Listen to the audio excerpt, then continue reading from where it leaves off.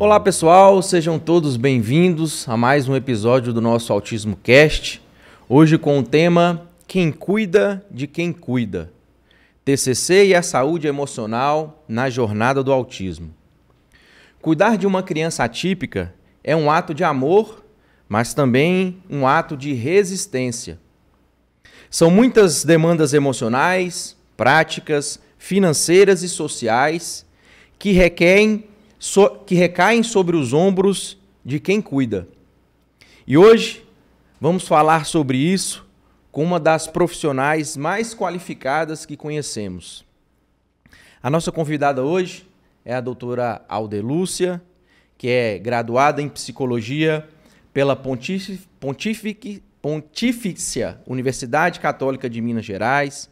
Ela que é membro da Associação Brasileira de Neurologia, pós-graduada em Neuropsicologia pelo Instituto Brasiliense de Neuropsicologia e Ciência Cognitiva do Brasil, pós-graduada em Reabilitação Cognitiva pelo Instituto Brasiliense de Neuropsicologia e Ciência Cognitivas de Brasília, pós-graduada em Terapia Cognitivo-Comportamental pelo Instituto Brasiliense de Neuropsicologia de Ciências Cognitivas de Brasília, pós-graduada em Psicopedagogia pela FUNORTE, curso e autorização para o teste ADOS-2, Autismo, Estados Unidos, Brasil, terapeuta Mindfulness pelo IBNeuro, Brasília, Distrito Federal, e também terapeuta em neurofeedback e realidade virtual. Ela também é credenciada pela Polícia Federal para avaliação de posse de armas. Viram que a nossa convidada é mais do que especialista no tema que vamos tratar hoje. Aldelúcia, obrigado por ter disponibilizado seu tempo. Seja muito bem-vinda. Eu que agradeço, doutor Bruno. Satisfação enorme falar dessa temática, principalmente com você, que apresenta aí, né, o espectro autista. É uma honra, uma satisfação e um aprendizado constante. Estou muito feliz por estar aqui. Fico muito feliz. E vamos logo começar, então, a falar sobre o nosso tema. E eu queria que você explicasse para a nossa audiência o que é a terapia cognitiva comportamental e como ela pode ser utilizada com crianças e adolescentes autistas. É interessante a gente pensar nisso, na terapia cognitivo comportamental, onde eu já fiz uma especialização, já fiz curso de formação, porque nós entendemos, terapeutas cognitivos comportamentais, que os sintomas que a pessoa apresenta dizem da forma como elas pensam. Se conseguimos modificar a forma como a pessoa pensa, necessariamente ela vai trazer um impacto de melhoras, tanto no âmbito da emoção quanto do comportamento. Essa é a ideia principal, chamada de tríade cognitiva, pelo nosso pai, o escritor, quem desenvolveu a terapia, que é o Aaron Beck. E é extremamente importante fazer essa diferença no tratamento das pessoas que têm o espectro autista, para conscientizarem sobre o que pensam, sobre si, sobre os outros, sobre o mundo, o que sentem. E aí nós vamos fazer uma intervenção capaz de modificar o que nós chamamos de comportamento ou características disfuncionais do espectro. Legal. Eu já fiz TCC e a primeira coisa que me foi falada é justamente isso, e eu nunca tinha parado para pensar sobre isso, que é justamente, primeiro o pensamento, depois o sentimento e depois a ação, o comportamento. Essa tríade que você acabou de descrever, não é isso? Isso, é a chamada tríade cognitiva. E aí, como você disse, agindo no pensamento, a gente consegue ter o pensamento correto, funcional, que vai determinar aquele sentimento, que vai determinar, então, um comportamento funcional. Seria mais ou menos isso? Seria isso. Quando nós não temos uma pessoa, quando temos uma pessoa com dificuldade de elaborar o pensamento, as técnicas são colocadas no comportamento, que vai implicar depois um posterior pensamento. Ou então também as técnicas direcionadas na emoção, porque às vezes as pessoas sentem algo, não conseguem descrever o que tem atrás desse sentimento como um pensamento principal, E aí as técnicas são colocadas na emoção, por exemplo, controle de ansiedade, controle da raiva, né? Equilíbrio desses sentimentos, termômetro das emoções, vamos medir essa emoção. É uma emoção em nível alto, por exemplo, imaginar como se fosse um termômetro que vai medir sua emoção de 0 a 10 todo dia, em vários momentos do seu dia. Então você acorda e fala, hoje eu amanheci tenso. Que nota? De 0 a 10. Aí calcula, 8 é uma nota alta, então sua emoção está quente. Provavelmente você vai ter um comportamento não satisfatório ou um pensamento aí que tem mantido esse tipo de emoção.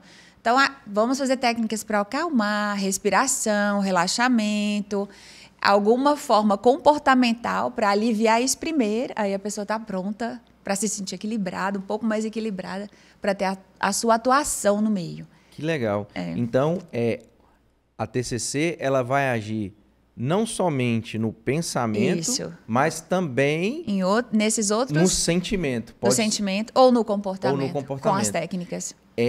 Seria um treinamento, então. Um treinamento. Um treinamento ou do pensamento, ou do sentimento. Ou do comportamento. Muito legal. Isso, para fazer a mudança cognitiva, para melhorar a qualidade de vida da pessoa. E ela se equilibrar no meio. Essa é a intenção principal. Muito legal. Com esse pensamento, agora já entendendo um pouco melhor sobre o que é, quais são os principais ganhos que você observa nos autistas que fazem o TCC? E podemos dizer que o TCC ele ajuda na regulação emocional, do comportamento, da autonomia? Isso. O interessante é pensar que essa terapia ela é melhor aplicada nas pessoas, nas crianças, vamos pensar, por volta dos 7 anos acima, quando ela já tem uma linguagem, uma capacidade de comunicação. Porque a TCC ela precisa da fala do outro. Então, algumas crianças mais novas que têm a fala já desenvolvida também podem participar da terapia. Caso não, eu encaminho, ou outros profissionais da saúde vão encaminhá-las para a terapia comportamental ou para a ABA. Porque a análise aplicada ao comportamento nesse primeiro momento. Então, a TCC tem essa pequena diferença. O interessante é que as crianças que eu, por exemplo, acompanho têm geralmente o nível 1, sem dificuldades na linguagem. Podem ou não ter alguma dificuldade cognitiva no âmbito da inteligência. Eu trabalho com avaliações neuropsicológicas, sou neuropsicóloga, faço ali o diagnóstico e mensuro esse QI, porque a importância do nível de compreensão, do nível de linguagem, do nível de entendimento do que é colocado para a criança, ela precisa um pouco disso para dar conta do processo da terapia. Então, geralmente, as que dão são de nível 1, conta. E as outras são encaminhadas primeiro, as outras terapias, que vão fazer essa habilidade mais comportamental, com utilização mais de imagens, de reforço no comportamento positivo, e para depois irem para a TCC. Mas a TCC também trabalha com imagens, com reforço positivo, mas nós precisamos muito da linguagem. Entendi. Então, é por isso que então a gente pode falar que a TCC é um pouco mais complexo do que ABA. É porque como eu atendo muitas famílias e geralmente quando eu leio os laudos, geralmente quando são crianças, encaminham para a terapia ABA. Já vi laudos encaminhando para a TCC, mas são minoria. Isso. Mas justamente por conta desse fato que você acabou de falar aqui pra gente. É necessário um pouco mais de entendimento, porque assim, se a gente vai trabalhar pensamento e sentimento, a criança ela tem que, pelo menos, ter ali um entendimento, mesmo que mínimo disso. Até mesmo para ter ali para que o tratamento seja satisfatório. É interessante pensar que ela pode ter uma linguagem. Às vezes eles têm muita dificuldade de demonstrar afetos, que a gente chama de alexitimia.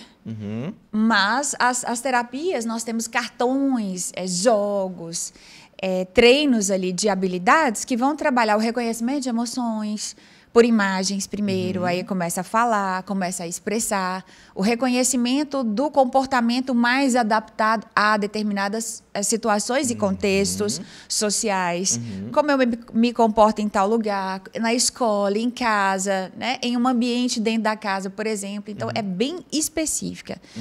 E outro detalhe é que cada criança traz ali uma dificuldade peculiar.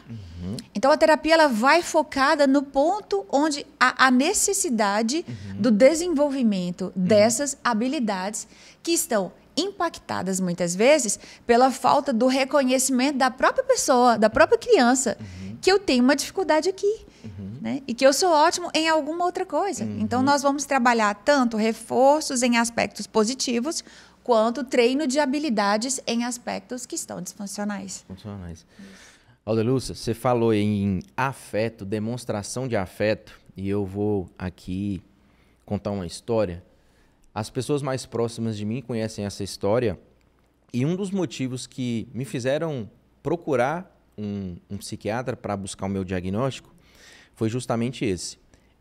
Eu tenho 3 irmãos, eu sou mais velho, e o meu irmão do meio, ele há 2 anos se mudou para a Austrália. E quando ele contou a notícia para a família, aí a família ficou muito triste, minha mãe então, ela chorou durante uma semana praticamente. E quando as pessoas, elas me viam, elas falavam assim, mas como é que você pode estar dessa forma? Seu irmão está indo se mudar e você não expressa nenhum tipo, você não vai ficar com saudade? Eu falei assim, gente, ele vai mudar, ele não vai morrer, ele está apenas... Vai mudar de país, é longe, mas ele vai continuar sendo meu irmão. E foi me cobrado expressar esse meu sentimento, sabe? Mas não é que eu não tinha um sentimento. É claro que eu tenho sentimento, mas vai muito nesse ponto da dificuldade em expressar esse sentimento. Eu queria que você explicasse um pouquinho mais sobre isso, porque os autistas, eles são muito taxados de pessoas que não tem sentimento, né? Não sente nada pelo outro, só pensa nele. Eu queria que você falasse um pouquinho sobre isso. É justamente essa questão da alexitimia, a dificuldade de demonstrar o afeto. Então, o entendimento do afeto passa pelo campo da cognição. Eu gosto, é meu irmão, o grau de parentesco, enfim, há um reconhecimento. Outra coisa, em outra área do cérebro, eu como neuropsicóloga, né, que trabalha as áreas cerebrais, então todos os meus laudos vêm as áreas cerebrais com maior nível de disfunção. Se não, eu costumo dizer, não é laudo neuropsicológico, se não pontua áreas cerebrais. É um laudo cognitivo, sabe? Só de funções. Então, nós temos que colocar ali, há um impacto emocional, há uma dificuldade agora, uma coisa é você entender sobre o funcionamento, outra coisa é você sentir. E outra coisa é você expressar. Então, são contextos diferentes em áreas diferentes do cérebro. Por isso que alguém pode ter a manifestação, outros não. Mas o mais interessante é que um grande número, sim, tem uma dificuldade na expressão das emoções, como as pessoas que não são atípicas. E isso incomoda muito nas relações. Então, se uma família entende que você, filho, tem essa dificuldade, você é mais aceito e compreendido e não forçado a se colocar num comportamento que não é seu, que é do outro. E isso traz a estranheza, isso incomoda. É respeitar o outro com o sentimento que ele está, deixando ele manifestar como ele consegue manifestar. Então, eu escuto muitos assim... eu estou num relacionamento, essa pessoa, eu vejo que ela não me ama. Não me ama. Pois, por quê? Porque ela não demonstra. Mas como você quer que ela demonstre esse sentimento para que você entenda que isso é amor, que isso é gostar? Cada um é diferente. Então, a gente não pode pensar afetos, sentimentos, pautado em algo que é um padrão. Até mesmo porque não devemos pensar que existe um padrão. Somos diferentes. Lúcia, eu fico até emocionado quando você fala isso, porque essa informação, a partir do momento que ela chega às pessoas, ela muda a vida das pessoas, sabe? ela muda o relacionamento das pessoas. Eu, durante muito tempo, escutei isso, exatamente isso que você acabou de falar da minha esposa. Que você não me ama, que você não demonstra que me ama. Mas a partir do momento que eu tive o meu diagnóstico, a partir do momento que começamos a estudar, tudo mudou. Até o acolhimento dela mudou.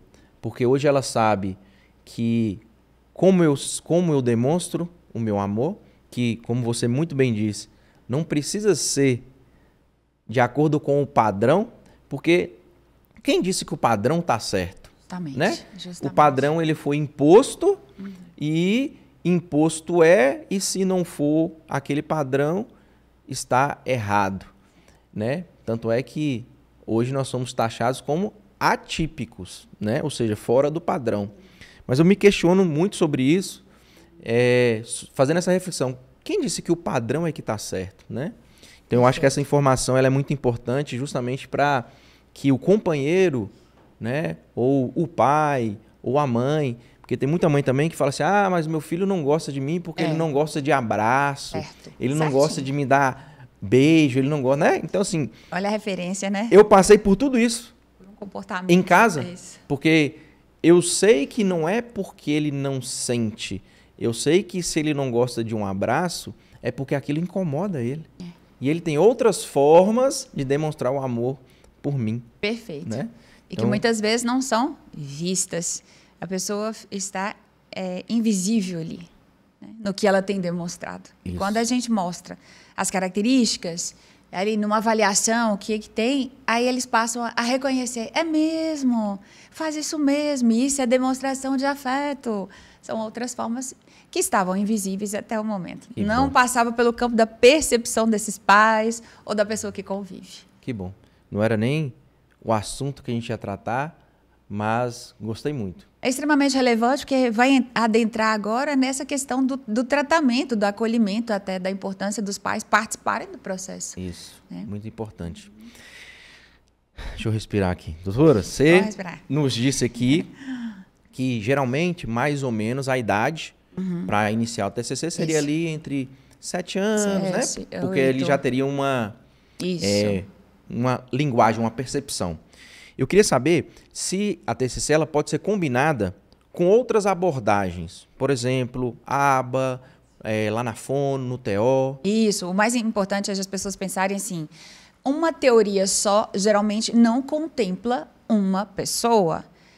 Então, nós precisamos... Todas as teorias têm algumas faltas que outras vão complementar. Então, o tratamento é sempre multiprofissional. Ele é dinâmico. Ele precisa de todo um contexto de olhares diferentes para a mesma pessoa. E nós, né, psicólogos, nós vamos fazendo formações que vão se complementando. Hoje eu trabalho com a TCC, mas também sou especialista em reabilitação neuropsicológica e cognitiva. O que é isso? É habilitar áreas disfuncionais, tanto no comportamento quanto na cognição das pessoas. É possibilitar aquilo que não estava sendo desenvolvido a vir a ser. Então, é um complemento. A terapia ABA, aos profissionais de psicologia que se especializam também em ABA, é mais uma ferramenta para ajudar em prol, né, do bom desenvolvimento do paciente, então, do ser humano. E o tratamento é multidisciplinar. Nós precisamos, em muitos casos, da habilidades da linguagem serem trabalhadas especificamente com os fonos. Precisamos dos TOs para trabalhar a autonomia, a autoconfiança, as tarefas básicas diárias. São tarefas do dia a dia, são tarefas instrumentais, alimentação, pegar alguma coisa, o que fazer, onde não, né? Noção de limites, tarefas, às vezes, fora da casa também, os TOs trabalham muito com isso. E precisamos, muitas vezes, também do fisioterapeuta, e poucos falam sobre isso, né? Da habilidade corporal, do controle, da forma de pisar, o movimento de marcha ali interessante, o movimento fino, o movimento de pinça, que muitos têm dificuldades. E aí eles apresentam um TDC, transtorno do desenvolvimento da coordenação, que é visto também no processo de avaliação neuropsicológica. Identificamos isso. São outras habilidades que precisam ser trabalhadas. Então, num conjunto. Agora, os pais assustam geralmente, porque falam assim, isso tudo veio agora, eu preciso de todas essas estimulações. Então, toma um susto, né? O que eu vou fazer? E não é para sobrecarregar a criança, é para oferecer. Então, a gente pode entrar com uma, depois a outra. Cuidado também com o excesso, porque vai trazer irritabilidade, tensão e estresse emocional. Você falando sobre esse tratamento, e a própria lei já diz, né, determina que o tratamento ele é tratamento multidisciplinar, e o Adelilson abordou um ponto muito importante, que é o tratamento ser realizado por profissionais especializados, né? E esses profissionais, eles têm a sua especialização em abordagens que vão fazer total diferença no desenvolvimento dessa criança. E todos esses tratamentos especializados, inclusive TCC, é um direito garantido para o seu filho, para essa criança. E quando eu falo direito garantido, ele está garantido e amparado em lei, mas nós sabemos que o grande problema hoje é a guerra que a família atípica trava muitas vezes contra os planos de saúde, que tendem a não reconhecer essas especialidades, né? Nós temos visto aí várias manifestações de planos de saúde falando que TCC, ABA não estariam ali incluídas no rol da ANS, né? Que seriam não listadas, mas como é um tema ainda novo para todo mundo, os tribunais vêm se posicionando, aplicando o que diz a lei é clara nesse sentido. Eu já disse aqui para vocês em episódios anteriores que quem determina o tratamento não é o plano de saúde, é o médico. É o médico que vai estabelecer qual é a terapia, qual é a ciência que vai ser aplicada. Então, famílias, eu sei que o dia a dia já é muito cansativo, a luta é diária, mas não deixe, se necessário for, buscar a justiça para que o tratamento do seu filho seja feito por profissionais especializados, e isso fará total diferença na vida dele. Seguindo, doutora, agora a gente vai tratar um pouquinho daquelas pessoas que cuidam, de quem cuida. E geralmente essas pessoas elas são esquecidas, elas são não vistas e são muitas vezes exigidas. Eu queria saber, pais, mães, cuidadores, que são essas pessoas que cuidam, quais são os principais sinais de exaustão emocional que você encontra no atendimento com essas famílias? Tem muitos casos. Então, a mãe, o pai, às vezes vem o casal, muitas vezes a mãe, porque a gente entende que nesse lugar de cuidado, a mãe ainda exerce um papel muito grande. E sempre eu pergunto, né? Cadê o pai? Tem uma figura masculina associada. Então, pesa muito mais ainda para a mulher esse cuidado do filho.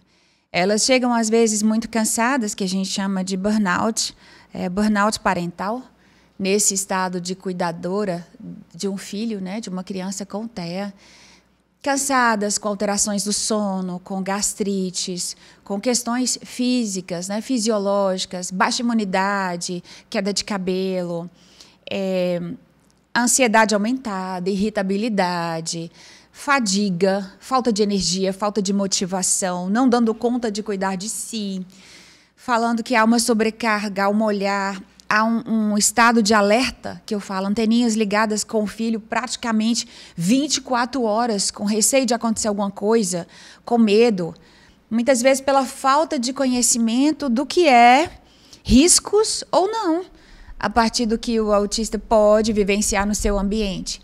Temem tudo, muitas vezes, pela falta de conhecimento sobre as características, sobre o que é ter uma pessoa autista em casa.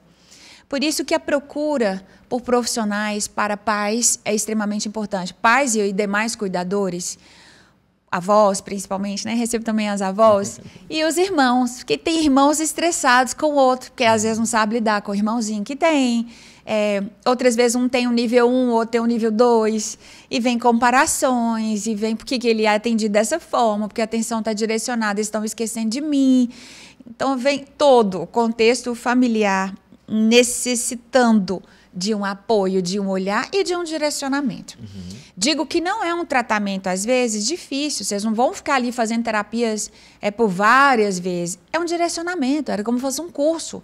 Vão receber as diretrizes, o modo de trabalhar, como trabalhar as habilidades em casa, porque a gente costuma falar que a terapia ela é 24 horas por dia, então é como que prega a aba em sua teoria, a assistência. Então, vão receber, de fato, uma formação, porque não tem. Quando tem um filho, que vem toda aquela situação que nós vamos falar, você não sabe como.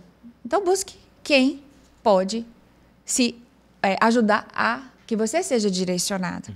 E são os profissionais, eu peço, habilitados, capacitados, com especializações.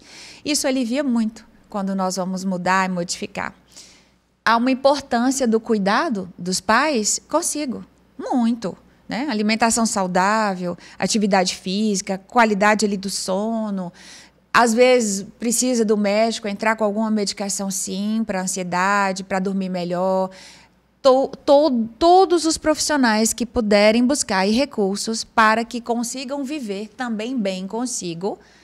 Né? Primeiro, o olhar para si, também o olhar para o filho, mas se eu não estiver bem, eu não estou bem para cuidar do meu filho. E pensando em criança e adulto, quando observamos uma desregulação em casa, eu costumo dizer muito, quem grita, quem bate, né? Quem tem um comportamento primeiro de desregulação é o adulto.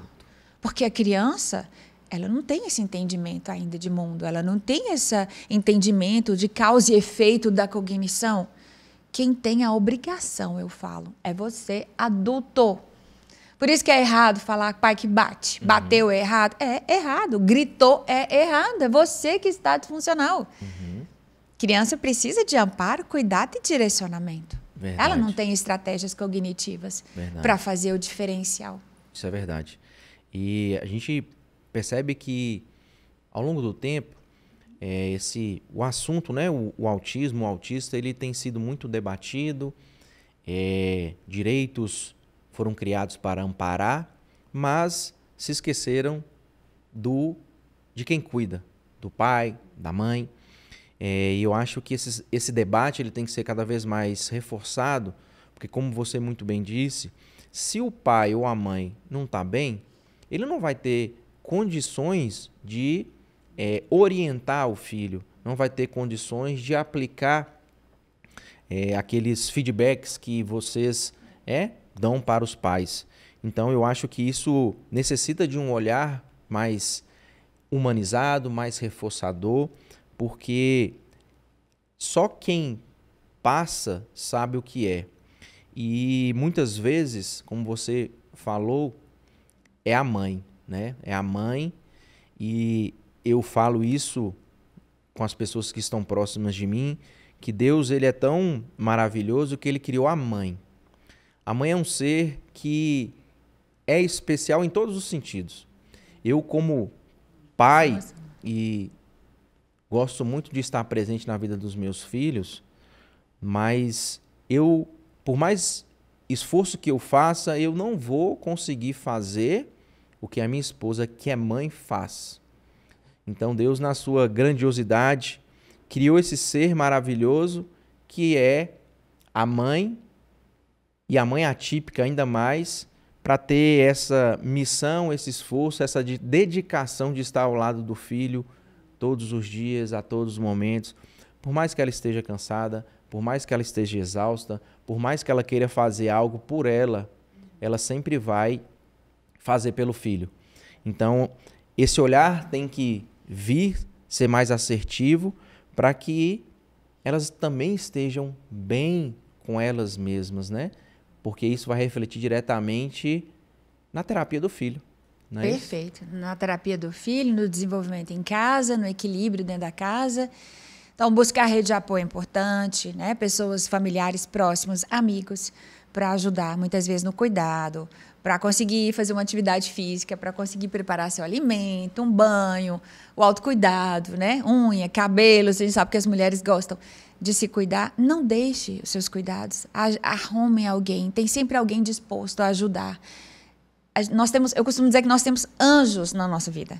E muitas vezes os anjos não são as carinhas familiares de dentro da casa, do convívio seu parental. É um amigo, né? Uma pessoa querida que você conhece, é um profissional da área da saúde, é alguém que você faz amizade e pode te ajudar. Então, mas tem sempre anjos na nossa vida. Esses pais precisam lembrar disso. E eu concordo plenamente com você.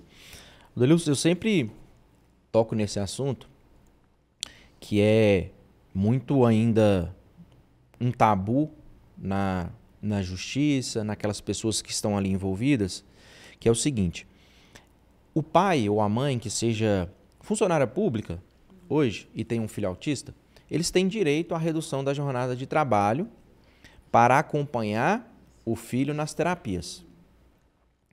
E aí, alguns personagens envolvidos na justiça, eles não são autistas, mas são literais como eu, autista. Porque a lei fala que é para acompanhar os filhos na terapia. Então eles acham que é simplesmente aquele horário em que vai pegar o filho, colocar no carro, levar até a terapia, esperar a sessão terminar, colocar o filho no carro e voltar novamente para casa. Você já pontuou algumas coisas, mas eu queria que você explicasse um pouco melhor que acompanhar o filho na terapia não é simplesmente levá-lo ao consultório, depois levar ele para casa, né? É receber esse feedback, é poder aplicar o seu feedback em casa, naquele momento em que está ali. Eu queria que você falasse mais um pouquinho sobre isso. É muito mais do que o que você disse. É o momento de você aprender, o pai precisa acompanhar, é o momento dele trabalhar as técnicas que foram ensinadas no percurso. Então, quando chega, receber o feedback, receber as orientações do profissional, voltar para casa. Talvez nesse percurso de volta para casa há alguma desregulação emocional, a necessidade de parar o carro, a necessidade de descer, porque nós sabemos que sobrecargas de estímulos muitas vezes vão desregular crianças com TEA. Então, nunca se sabe ao certo esse tempo cronometrado. 1h30 podem virar 3, 4. Então, essa é a grande questão. E eu vejo muitos profissionais, infelizmente, gente, tanto da área, né, da justiça, assim, do direito, profissionais de saúde, professores, eu vou falar qualquer profissional e até qualquer cidadão que desqualifica o diagnóstico. Que acha que TEA é modismo, que acha que não é bem assim, vocês estão cheios de mimimi, estão inventando muitas coisas. E aí eu falo assim, um absurdo isso. É um absurdo. De vez em quando eu sempre ouço, há uma necessidade mesmo de entrar na justiça para conseguir, inclusive, essa redução, sem redução salarial. E os colegas fazendo piadinhas, né? Vira motivo de chacotas. Gente, a falta de entendimento do ser humano, de acolhimento, dói. Dói para quem está sentindo na pele, dói para nós que somos estudiosos do assunto, que acompanhamos e que lutamos. Por isso a nossa fala é sempre de lutar pelos nossos direitos. Existe a lei, mas a aplicabilidade da lei depende de nós. Depende de você, pai, que acredita, que passa por isso. Depende de você, cidadão, que é o idealizador, é uma pessoa que luta por uma vida melhor, um ser humano cada vez melhor. Então, a necessidade de evolução é constante. E é justamente esse olhar que, às vezes, prejudica ou impede que o próprio pai ou a própria mãe busque efetivar esse direito. E aí, muitas vezes, tem que se desdobrar para trabalhar, para levar na terapia, para cuidar do filho. E aí vem a sobrecarga. Não tem jeito, porque todos nós somos seres humanos, né? A gente não pode se esquecer disso. Odelilson, você falou aí sobre a TCC, e eu queria saber como é que a TCC especificamente pode ajudar os pais, ou até mesmo as mães, a lidarem com as frustrações, com a sobrecarga, e até com esse luto pelo filho idealizado. É um sofrimento muito grande. Eu que faço avaliação, quando eu vou dar a notícia, a gente prepara esses pais. Muitas vezes postergo um pouco mais, falando que eu preciso observar mais coisas e tudo, porque eu percebo que os pais não estão ainda preparados para receberem a notícia. Então, alguns questionam assim, por que fulano deu um diagnóstico tão rápido, o outro demorou mais? Eu preciso ter esse cuidado. Eu não tenho um olhar só para o paciente, eu tenho um olhar para o entorno. Então, preciso preparar os pais, quebrar paradigmas, estigmas sobre as crianças atípicas, e aí eu vou falar com qualquer transtorno do neurodesenvolvimento, né, os neurodivergentes, para aceitarem. No momento inicial, há uma negação, geralmente, uma dificuldade, aceitação do diagnóstico, do que esse luto, né, do filho idealizado, porque quando uma mãe tem uma gravidez, uma gestação, a maioria das vezes ela tem um ambiente familiar, ou é casado ou não, eles idealizaram ali como vai ver essa criança, o que eu espero do meu filho, como vai se chamar. Fez uma projeção de vida para o outro sem a chegada desse outro. Então, quando vem esse diagnóstico e quebra as expectativas, é uma decepção, uma desilusão. A mente, eu falo que o castelo, ele desaba, né? Então, há necessidade de uma reconstrução. É a hora que eu chamo de precisam ser pais, arquitetos do amor. É a necessidade de construir a partir do que você não tem um modelo, né? E ainda com muito amor, paciência, dedicação. Aí sim, vocês vão construir uma trajetória de vida diferente, bem diferente. É tudo muito novo, pautado no dia a dia. Então, desapeguem de aspectos do passado, de ideais, para construir com o que eu tenho no dia a dia, sem olharem muito para frente, porque senão vão trazer a ansiedade, né? E o que vai ser dele? Será que vai ter um bom futuro? Calma, nós precisamos trabalhar aqui agora, o momento, a construção é diária, o reforço é diário e a necessidade de perceber as pequenas vitórias é que vão permitir a motivação na caminhada, a persistência. Uhum. Então, esse primeiro momento é comum, todos passam por isso, tá? Negação, daqui a pouco a raiva, o sentimento de onde eu errei, a mente não aceitando aquela dificuldade entre a realidade que eu planejei, é muito diferente. Depois vem a fase de que a gente chama de busca de ajudas. Uhum. Né? A necessidade de agora eu vou atrás dos profissionais, de pessoas que entendem do assunto, que passaram pelo assunto, buscam na rede social apoios e tem sites com suportes, com leituras, livros, profissionais, orientações, busca a rede de apoio. Essa hora da barganha, ela é muito interessante. Depois vem um pouquinho da depressão, o estado um pouco depressivo, que é a hora que as pessoas falam, a ficha cai. É uma cultura antiga, né? Tinha esse termo. Deprimem um pouco, mas logo em seguida vem a aceitação. Não a aceitação na acomodação.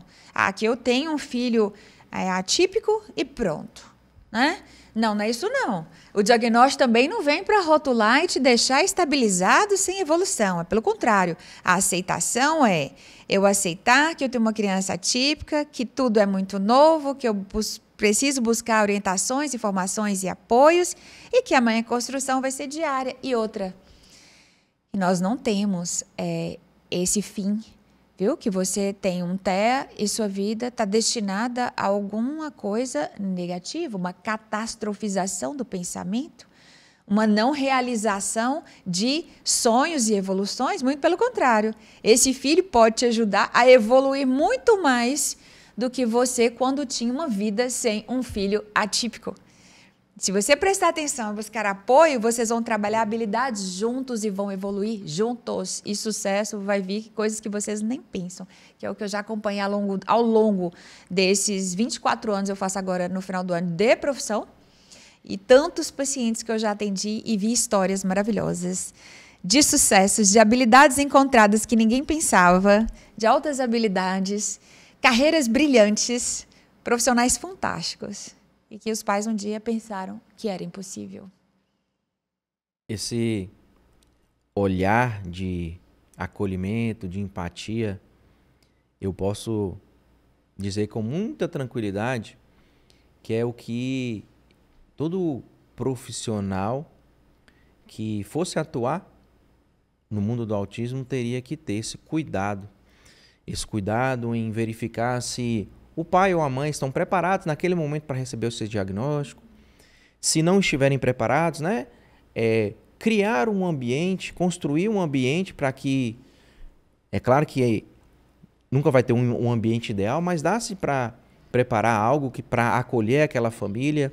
E eu tenho certeza que esse primeiro acolhimento, ele faz muita diferença no caminhar dessa família depois desse diagnóstico. Eu já pude presenciar, uma mãe me procurou, tinha 3 anos que o filho já tinha o diagnóstico, ela me mostrou o laudo, mas ela não sabia que o filho era autista. Quem descobriu foi a professora na escola, conversando com a mãe falou assim, não, eu já levei ele no médico. E o médico até me entregou um papel lá, aí a professora falou assim, não, traz esse papel para que eu possa dar uma olhadinha. E a professora descobriu 3 anos depois que ele era diagnosticado como sendo uma criança autista. Isso demonstra a incapacidade daquele profissional de dar essa informação à família, correto, explicar o que verdadeiramente é o autismo, o autista, né? E quando eu percebo que há, sim, profissionais que acolhem, isso é muito... Eu fico muito feliz porque eu passei por tudo isso que você falou e o primeiro acolhimento, ele nos ajudou bastante em toda essa caminhada, que não é uma caminhada fácil, não é uma caminhada que terá um fim, né? Eu não posso dizer aqui que é a maior maravilha do mundo, que vai ser fácil, não, mas toda conquista, ela é grandiosa. Por mínima que ela seja, ela é grandiosa e ela faz total sentido em todas as dificuldades que a gente já passou. Posso falar isso com muita propriedade porque tenho 3 filhos autistas e percebo e comemoro cada uma das conquistas que cada um deles tem. E isso apaga qualquer dissabor, qualquer dificuldade que a gente já tenha passado. Fico muito feliz de poder estar aqui hoje com você, que tem esse cuidado com as famílias atípicas, com os autistas. Obrigado. Eu queria que o doutor dissesse assim, eu tenho 3 filhos autistas, mas cada um, eu acredito, não sei, o doutor vai dizer, me leva a um aprendizado diferente. Não é? Porque tem a especificidade de cada um, são peculiares. Isso é muito verdade. Seus detalhes. Isso é muito verdade. Não é um autismo padronizado. Isso, não é. Apesar de sermos todos autistas, então lá em casa nós somos 4, mas quando a gente para e analisa, todos nós somos um diferente dos outros e com toda certeza eu aprendo com cada um deles e cada um deles aprende comigo de forma diferente, da forma com que cada um tem. Então, o olhar tem que ser individualizado. Não adianta eu querer dar o mesmo tratamento para os 3, porque não vai dar certo, eu vou me frustrar. Demorei muito para entender isso, mas a partir do momento que eu entendi, fez total diferença na minha vida. Porque eu consegui me aproximar de cada um deles. Perfeito. Na singularidade de cada um deles. Então isso faz total diferença, isso é um divisor de águas.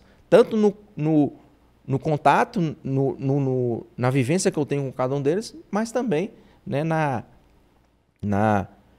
no tratamento, na evolução de cada um deles. Isso é muito verdade. É o que eu falo de vamos celebrar as diferenças, né? As neurodivergências, porque todos nós somos importantes, isso. Todos. Com facilidades e dificuldades, todas as pessoas têm. Então, não seria diferente nos atípicos, que eu acho que essa nomenclatura também um dia ainda vai mudar. Também acho. Nós somos seres humanos, ponto. Isso. Ponto. Isso é verdade.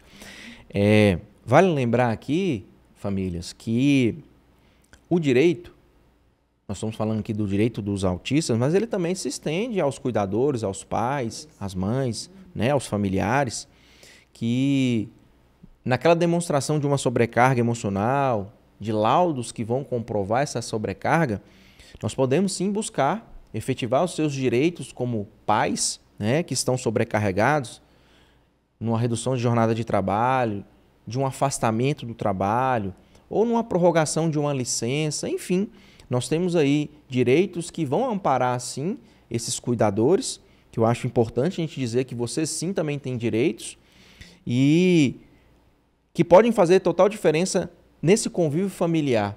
Lembre-se, pai, lembre-se, mãe, principalmente, que por mais que você é uma heroína e queira ser uma heroína, você não é, você também é um ser humano que vai ter as suas dificuldades, vai ter as suas frustrações, então respeite, entenda e que você também necessita desse amparo e de todo esse acolhimento. Respirar de novo. É importante lembrar aqui que a busca por ajuda não é sinal de fraqueza, isso a gente sempre fala em saúde mental. Isso é verdade. Pelo contrário, é sinal de força e coragem. Né? Isso é verdade. Para se equilibrar, e aí seu meio, sua vida, todos à sua volta vão viver sempre com melhor qualidade. Isso. Aldelúcia, a gente sabe que muitas famílias, nós temos muitas famílias em situação de vulnerabilidade, sem acesso, né, a esses profissionais, a essa rede de apoio. Eu queria que você deixasse aqui uma mensagem para essas famílias que querem ajuda, mas não sabem por onde começar. É importante lembrar que vocês não estão sozinhos, às vezes não têm condições de pagar profissionais, né? Nem terem um plano de saúde, mas cada cidade procurem o CRAS, o CREAS, os postos de saúde. Nós temos toda a assistência específica que a lei coloca como garantia e que façam valer. Procurem por advogados especializados também, porque eles vão saber orientar. Muitas vezes as pessoas ficam sem saber, escutando de um, de outro, não tem jeito, não. O melhor é o profissional especializado, ele que vai falar. Nós temos a ANDA aqui em Montes Claros, que presta o serviço à comunidade. Nós temos a APAE, a depender das dificuldades e necessidades. Então, temos o SUS, né, com os seus atendimentos. Busque essas áreas, a Secretaria do Estado da Educação no município, a Secretaria Municipal de Educação para assistência nas escolas, mudança ali na grade curricular, né, no suporte, o direito do professor de apoio, o direito à sala de recursos, que é extremamente importante para as estimulações em muitos dos casos. Não podem ficar desamparados. E outra, a própria Secretaria de Educação e do Estado devem sempre capacitar profissionais. Se aquele auxiliar, colocado como professor de apoio, não estiver qualificado, falem, comentem, porque eles precisam, eles também têm direito à qualificação. Então, nós devemos cobrar. Eu falo cobrar, não brigar. Dialogar, ir lá, saber por quê, onde mais, quem mais eu busco. Toda uma rede de suporte para que você receba o que de fato merece. Então, acompanhamento com fono, médico, né? Precisa de medicação em muitos casos, para regulação emocional, para as alterações emocionais, as dificuldades com sono. Os próprios professores também podem orientar. Pergunte ao professor, pergunte com a educação. Porque eu vejo muitos ainda, eu sei que na dor, no desespero, a gente pode esbravejar, brigar, falar coisas que não deveriam. E eu peço sempre esse cuidado, que na dor seja humilde, né? Até para pedir. Eu quero fazer valer a lei, mas com cuidado. Isso. A dor, ela existe para todos. O sofrimento. E eu falo, problemas, eles existem. Problemas de dimensões gigantes a princípio, mas não problemas incapazes de serem solucionados. E como dizia o meu pai, né, da TCC, que eu costumo falar, o Aaron Beck, que trabalha com a importância dos pensamentos, quando você modifica a forma que você pensa, você consegue resolver os seus problemas. Por isso que eles não são impossíveis. Isso. Muitas vezes é a forma que pensa que deixa parecer que é tão impossível e tão assustador. E que mensagem. Uma mensagem importante porque, independentemente, né, de ter ou não ter um filho atípico, a sociedade hoje, ela tem o primeiro pensamento é sempre um pensamento negativo, né? É sempre um pensamento de que nada vai dar certo, eu me esforço, mas eu nunca consigo o que eu quero, né? E transformando esse pensamento, coisas boas poderão fluir, poderão acontecer. Aldelúcia, hoje o que eu vejo é muita dificuldade das pessoas entenderem e compreenderem algumas limitações, algumas dificuldades que nós temos. Eu queria o que você diria para os profissionais de saúde e educação que ainda não compreenderam a dimensão emocional que envolve o cuidado de uma criança autista? Então, eu sempre peço as capacitações, as formações, as leituras e um olhar para o outro com muito cuidado. E eu falo até qualquer outro aluno, né? No caso, nós estamos falando aí de crianças, principalmente, porque aquilo que você construiu, que você pensa, muitas vezes, não é a realidade do outro. A sua formação nem sempre levou à formação com esse olhar direcionado para o outro.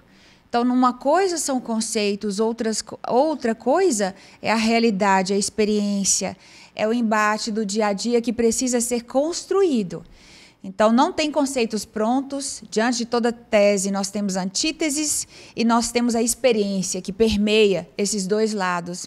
Então, nós precisamos pensar, em primeiro momento, em sermos seres de evolução.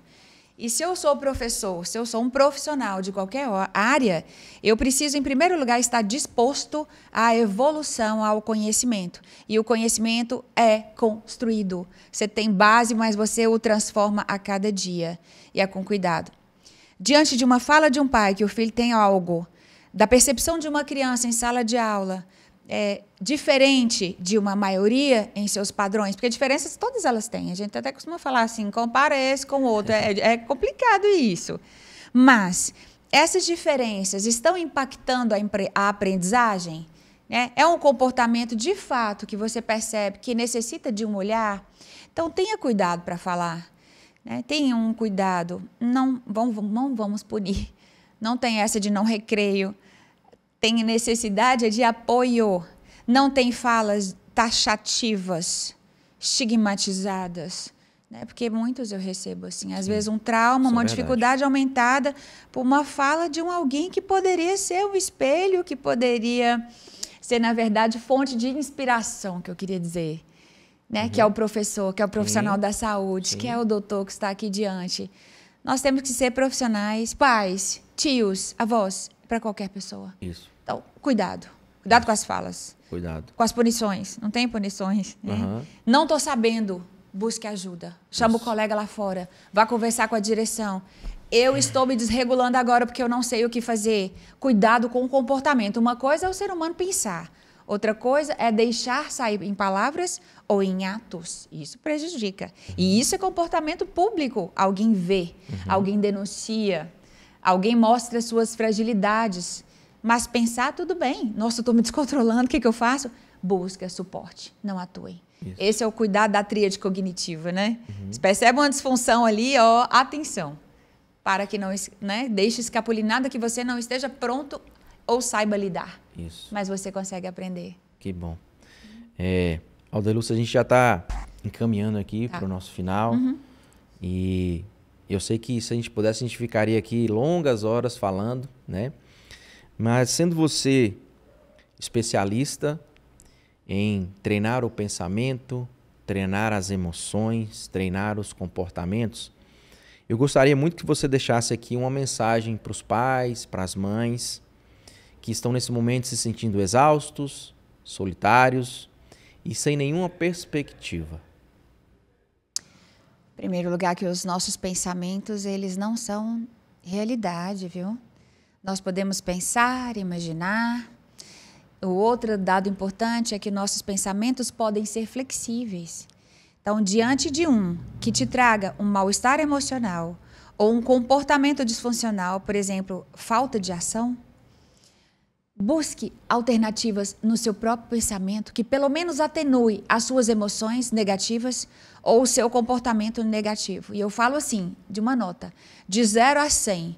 Se você consegue atenuar emoções e comportamentos, pelo menos caindo um pouquinho, estava lá em 90, vai para 70, seus pensamentos estão chegando onde eu quero que eles estejam. Eles estão ficando mais adaptáveis e funcionais. Então, em primeiro lugar, é pensar, se eu não sei, se eu impactei, se eu travei, que são aspectos de emoção, sentimento e pensamento, converse com alguém que você gosta. Ou então, pelo menos, dialogue consigo da seguinte forma. Imagine que você é a pessoa que você mais ama nesse mundo, uma outra pessoa. O que você diria para ela? Para uma pessoa que você ama muito, quando fala que eu não sei o que fazer, que eu estou sofrendo, que eu preciso sumir, que eu não vou dar conta disso. O que você faria para essa pessoa? E aí eu posso dizer, um amigo, uma pessoa que você gosta muito. Você se trataria dessa mesma forma que você se trata? Não. Você o ajudaria a buscar recursos, então faça isso consigo. Pessoal, foi aqui uma técnica muito importante.